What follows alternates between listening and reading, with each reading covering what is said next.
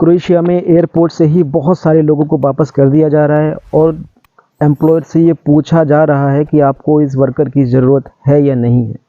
ऐसे बहुत सारी अफवाहें आपने सुनी होंगी। तो नमस्कार दोस्तों, मेरा नाम है अजय राघव। मैं बात कर रहा हूँ इस समय यूरोप के एक बहुत ही खूबसूरत देश क्रोएशिया से। मैं आपको आज बताने वाला हूँ कि इमिग्रेशन आपको कैसे क्लियर करना है। जब इंडिया से आप क्रोएशिया आएंगे तो यहाँ के इमिग्रेशन ऑफिसर्स आपसे क्या प्रश्न पूछ सकते हैं, और इतनी सारी बातें जो आपने सुनी हैं कि ये लोगों को वहाँ से एयरपोर्ट से ही वापस कर दिया जा रहा है और आपके एम्प्लॉयर से या आपकी कंपनी से भी ये पूछा जा रहा है, या फिर एम्प्लॉयर वहाँ पर आपको पिक करने भी नहीं आ रहा है। तो इन सारे सवालों का जवाब मैं आपको दूंगा कि एक्चुअल में है क्या, ये सिर्फ अफवाहें हैं या रियलिटी में भी ऐसा कुछ हुआ है। दोस्तों, इमिग्रेशन के बारे में मैं आज आपसे बात करने वाला हूँ। बहुत सारे लोगों के मन में बहुत ज़्यादा कन्फ्यूजन है, क्योंकि अफवाहें भी बहुत हैं। जिस तादाद में क्रोएशिया में वर्क परमिट इशू हुए हैं या लोग क्रोएशिया के लिए सबमिशन कर रहे हैं, उस हिसाब से कुछ दिक्कतें भी आई हैं।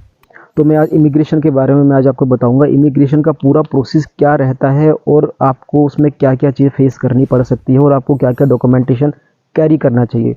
हालांकि जब लोग चलते हैं दिल्ली से या इंडिया में कहीं से भी, तो उनके एजेंट उनको प्रॉपर डॉक्यूमेंट्स देते हैं, लेकिन फिर भी मैं आपको बता दूं, आप डॉक्यूमेंट्स में अपना पासपोर्ट तो जाहिर सी बातें रखोगे, वर्क परमिट भी रखोगे, एकोमोडेशन लेटर भी रखोगे, कंपनी का कॉन्ट्रैक्ट पेपर भी रखोगे। ये सारी चीज़ें आपको अपने साथ में कैरी करनी है। इंश्योरेंस आप लेना चाहो, इंश्योरेंस भी होगा उसमें। ये सारी चीज़ें आपको लेकर के साथ में चलनी चाहिए। इंडिया से जब आप चलते हैं क्रोएशिया के लिए, तो इंडियन एयरपोर्ट पर आपसे क्या क्वेश्चंस पूछे जाते हैं। सबसे पहले तो मैं ये आपको बताना चाहता हूँ कि वहाँ पर आपसे क्या क्वेश्चन पूछे जाएंगे। वहाँ पर सिर्फ आपसे इतना पूछा जाएगा कि आप किस कंट्री जा रहे हो, किस काम में जा रहे हो, और आप कंपनी में वहाँ कहाँ रुकने वाले हो। कंपनी की थोड़ी बहुत डिटेल आपसे पूछते हैं, बस, इससे ज़्यादा कुछ नहीं पूछते। और भी ये बेसिक सी बात है, आप कहीं जा रहे हो तो कंपनी की डिटेल आपको भी पता होनी चाहिए, क्योंकि मैंने बहुत सारे लोग दोस्तों ऐसे देखे हैं जिनको कंपनी का नाम भी नहीं पता, कंपनी का एड्रेस भी नहीं पता, और वो यहाँ पर आए हैं, काम कर रहे हैं, सब कुछ कर रहे हैं, इधर उधर घूम भी रहे हैं, उनको कोई दिक्कत नहीं आने वाली। तो आप भी इतना कॉन्फिडेंस रखिए कि ऐसी कोई दिक्कत यहाँ पर नहीं होती। लेकिन जो बेसिक सी चीज़ें हैं वो तो आपको नॉलेज में रखनी ही चाहिए। कंपनी की डिटेल आपको पता होनी चाहिए, किस काम में आप जा रहे हो आपको पता होना चाहिए, आपकी कंपनी का एड्रेस क्या है, ऑफिस क्या है, आपको पता होना चाहिए, कंपनी का कॉन्टैक्ट नंबर भी आपके पास में होना चाहिए। ठीक है, ये सारी डिटेल आपके पास में है तो आप कहीं पर आपको कोई प्रॉब्लम होने वाली नहीं है। अगर आपसे कम्युनिकेशन नहीं हो पा रहा है किसी से और इमिग्रेशन ऑफिसर आपसे पूछ रहा है, उसको लग रहा है कि कम्युनिकेट नहीं कर पा रहा है, तो आपके डॉक्यूमेंट्स में देख करके वो जाने देगा आपको। तो दोस्तों, कंपनी की एटलीस्ट इतनी जानकारी आपको रखनी ही चाहिए। मैंने यहाँ पर बहुत सारे लोग ऐसे देखे हैं जो यहाँ पर आए हैं, इमिग्रेशन क्लियर करके आए हैं, उनको कंपनी का नाम तक नहीं पता। बहुत से लोगों की उनकी कंपनी का नाम क्या है, कंपनी का एड्रेस भी नहीं पता उन लोगों को कि कंपनी का एड्रेस क्या है। ठीक है, उनको प्रोफाइल के बारे में भी कुछ नहीं पता। तो ऐसे ऐसे लोग भी आए हैं। तो आप तो तैयारी करके आ रहे हैं, सारा सोशल नेटवर्किंग विजिट करके आ रहे हैं, पूरी तैयारी से आ रहे हैं, तो निश्चिंत रहिए। आपने बहुत सारी अफवाहें सुनी हैं, मैंने सुना है कि लोगों ने बहुत सारी अफवाहें ये सुन रखी हैं कि वहाँ पर एयरपोर्ट से डिपोर्ट कर दिया जा रहा है। आप यहाँ पर आ रहे हैं तो आपकी कंपनी से पूछा जा रहा है कि आपको इस वर्कर की ज़रूरत है या नहीं है। तो दोस्तों, मैं आपको बताना चाहूँ, मेरी जानकारी में ये सिर्फ सुनने में आया है। प्रैक्टिकली मैंने कोई बंदा ऐसा नहीं देखा जिससे मेरी बात हुई हो या जिसके साथ में ऐसा हुआ हो, उसने किसी का इंटरव्यू किया हो। ऐसा कुछ नहीं देखा अभी तक। और मेरे सामने ऐसे ऐसे लोग आए हैं जो बेचारे पढ़े लिखे भी नहीं हैं। ऐसे ऐसे लोग मैंने देखे हैं कि यहाँ से वो टैक्सी करके भी नहीं जा सकते। उन लोगों को मैंने यहाँ पर काम करते हुए देखा है, और ये फ़िलहाल में देखा है मैंने। मैं 1 साल या 2 साल पुरानी बात नहीं बता रहा हूँ, अभी मुश्किल से 1 महीने पहले की बात है। मेरे सामने ही बहुत सारे लोग ऐसे आए हैं। एक तो शायद 40-50 साल के सर आए थे, उनको कुछ भी नहीं आता था, एड्रेस भी नहीं बता पाते वो।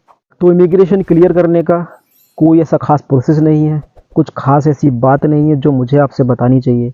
आप, ये खुद बड़ी कॉमन सेंस की बात है। जिस कंपनी में आप जा रहे हो उसकी डिटेल अगर आपको पता है तो जाहिर सी बात है, हद से हद इमिग्रेशन वाले आपसे ये पूछ सकते हैं कि आप किस काम में जा रहे हो, क्या नाम है कंपनी का। ये मैं सारी बातें आपको बता चुका हूँ, इससे ज़्यादा कुछ नहीं पूछेंगे।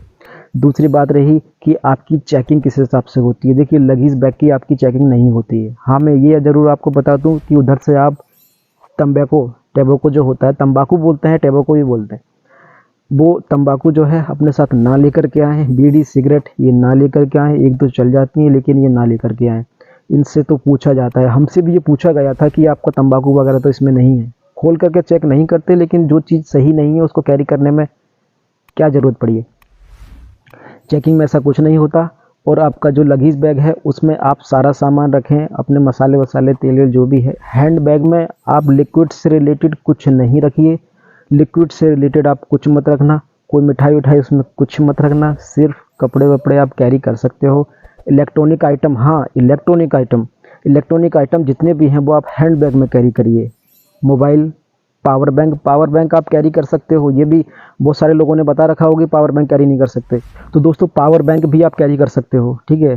पावर बैंक आपका अपने हैंड बैग में ही रखेंगे और लगेज बैग में नहीं। लैपटॉप भी आप अपने हैंड बैग में ही रख सकते हैं। ये सारी चीज़ आप कैरी करके लाइए। बस बात यही थी कि आप अफवाहों से बचें। यहाँ पर आ रहे हैं, पैसा अपना इन्वेस्ट करके आ रहे हैं, तो सिर्फ कंपनी के बारे में नॉलेज रखिए। आपके पास प्रॉपर डॉक्यूमेंट है तो आपसे क्वेश्चनिंग वहाँ पर नहीं होगी, कोई क्वेश्चनिंग ऐसी नहीं होगी, ठीक है। जो मेरा एक्सपीरियंस है वो मैंने आपको बता दिया।